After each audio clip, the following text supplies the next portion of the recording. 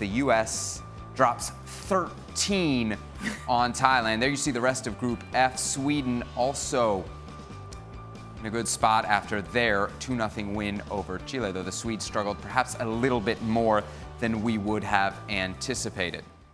All right, back here in the studios, we've got Kate Markgraf. We are also joined from France, live by Julie Foudy, who I'm told may at any moment have to leave this interview to go get another interview with Alex Morgan there at the team hotel. If that's the case, Julie, no problems. You were at the match live. Just tell me kind of what you saw.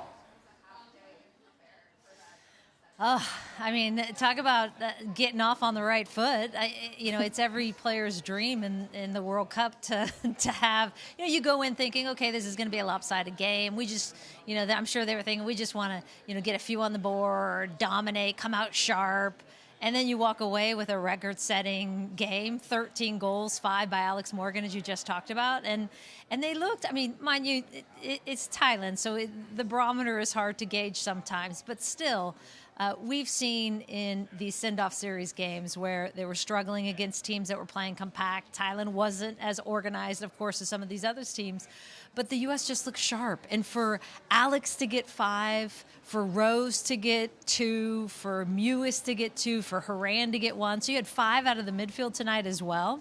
I think that was a huge step forward and a great confidence boost for them, and with the right players. I mean, when that midfield is firing and Alex is firing, that's a hard team to beat. Julie, I wonder how much of this was because Thailand was so poor defensively, arguably the worst defense we've seen thus far in the World Cup, and that the U.S. was clinical and sharp. Yeah. Well, Thailand, they definitely were poor. But, I mean, how many games have we seen, Kate, where, I mean, look at, and Argentina was better defensively, obviously, than Thailand, but still Japan just had a hard time finishing. And it just looked like the team, and maybe it was that they were literally the very last first game to be played, and they waited, and they waited. I mean, they were so edgy and anxious all week. You could tell it was like, we just need to expend some energy here and get it out. So, I credit that they were sharper than we've seen in front of goal for the United States, and especially early. I mean, we've seen the U.S. struggle in those send-off games early. They look sharp right away. Kate, I wonder, there was a lot to like from this performance. What did you like most from the U.S.? I like the midfield domination. I like the aggressiveness of that midfield, especially Rose Lavelle. Rose was up there. She was taking shots when it was her opportunity. That's her first World Cup start. This is her first ever World Cup game. And she was proactive in how she played. None of the first-time newbies, Sam Mewis as well, they were not scared. And instead of just passing off responsibility and just playing the ball to Pino or Tobin Heath or Kelly O'Hara, they actually took the situation in front of them and put the onus on themselves and said, no, I'm going for it. This is my time to shine, because that was actually the best choice. So the decision-making as well, in addition to the technique, it means that this team is going to be flying into the second game with lots of confidence. So the final score was 13-0. I mean, we have to talk about that scoreline. Julie, you've been a part of this program dating all the way back to the 80s. A lot of people had a lot of problems with the final score, and that the U.S. kept pushing it. Did you have any reaction to the final scoreline? I did turn, I think, at about 7. I said to my producer, Jim Witalka, this is going to get ugly really fast. And I feel bad for Thailand. But, I don't. I had a problem with how much they were celebrating it a little bit in the end. Yes. It's like, all right, ladies, it's 13. Like, settle down, right? It's 13. You're good. But it's goal differential, right? And so in a World Cup, you never know. And it's a message to Thailand and to other countries, like, start supporting your girls more. There shouldn't be this big a gap, really. So you can't stop because you feel bad for the other team, right?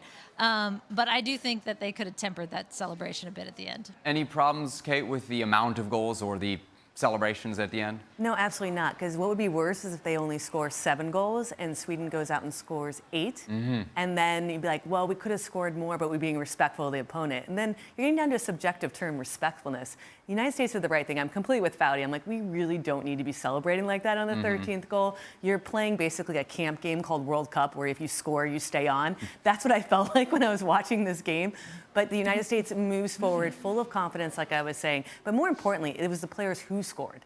I love that Alex Morgan got 5 goals. Now, don't tell me she's not thinking Golden Boot. Because Right. Carly Gloyd won Golden Boot in 2015, scoring 6 goals.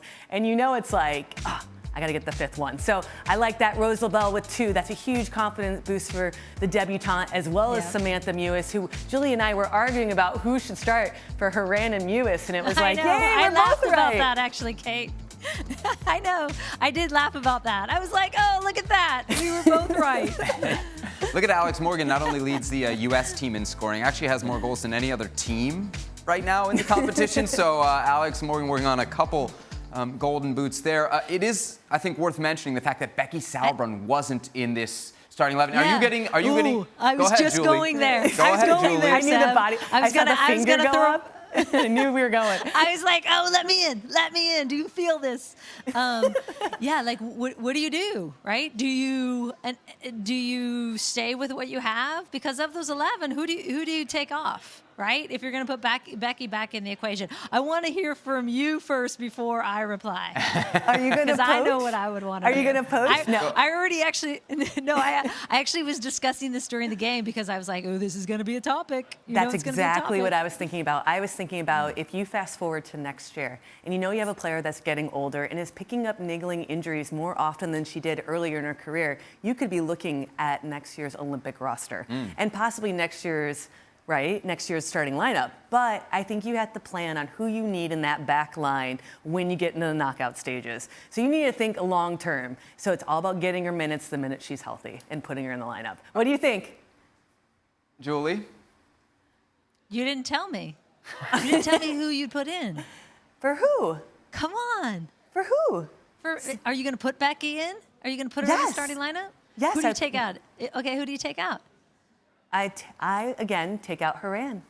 No, I don't know now. See, it's a tough decision. I forgot who I said before. No, I put in. I take out Mewis. Okay. I take out Mewis. How about you? Yeah, that's so hard though, because Mewis played so well, right? How can you not it's play hard. well? I know. I would definitely put Becky back in because I do like Ertz's bite because they're going to need it as they maybe not against Chile, but definitely against Sweden and going forward in the knockout stages. I think you need Ertz's bite back in the midfield. And I think you take Mewis out right now because you know what we were saying earlier, right? You know what you're going to get out of Mewis. You know coming off the bench she's going to be good. And again, you give a chance for Haran to get some confidence going and stay confident because she looked like she had a little swagger back in this game. For more, sign up now for ESPN Plus.